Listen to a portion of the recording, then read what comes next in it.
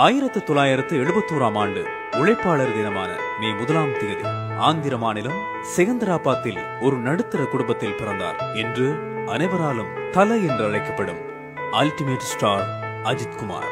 புராண கதைகளில் பீனிக்ஸ் என்ற பறவையை நாம் கேள்விப்பட்டிருப்போம். எத்தனை முறை எரிந்தாலும் மீண்டும் மீண்டும் எழுந்து வரும். அப்படி பீனிக்ஸ் பறவைதான் அஜித்.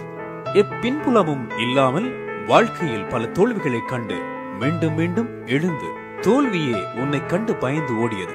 ஒரு சாதாரண டூ வீலர் மெக்கானிக்காய் வாழ்க்கையை தொடங்கினாய். ஆனால் இன்று உன் போட்டோ இல்லாத டூ வீலரே இல்லை. உன் முதுகெலும்பில் வேணாலும் 1000 காயங்கள் இருக்கலாம்.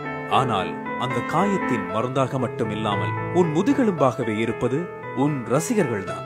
கடலின் ஆழம் கூட அளந்து விடலாம். உன் ரசிகர்களின் எண்ணிக்கையை கணக்கிடுவதுதான் முடியாத ஒன்று. அஜித் என்ற ஒரு சொல் இன்றைய இளைஞர்களின் தாரக மந்திரம். தல என்ற ஒரு சொல் இளைஞர்களின் மந்திர வாக்காக இருக்கும். இன்றைய இளைஞர் சமுதாயத்தின் நாடி நரம்பு மட்டுமின்றி அவர்களின் குருதியாக நீ ஓடிக்கொண்டிருக்கிறாய். நீ ஓட்டும் பைக்கின் வேகத்தை விட நீ ரசிகர்களிடம் காட்டும் அன்பின் வேகம்தான் அதிகம். தன் ரசிகர்கள் பலத்தை வைத்து அரசியல் செய்யும் பல நடிகர்கள் மத்தியில் மன்றமே வேண்டாம் என்று அவர்களின் நலனுக்காக நீ சிந்தித்தாய். நீ மன்றம் வேண்டாம் என்று கலைத்திருக்கலாம்.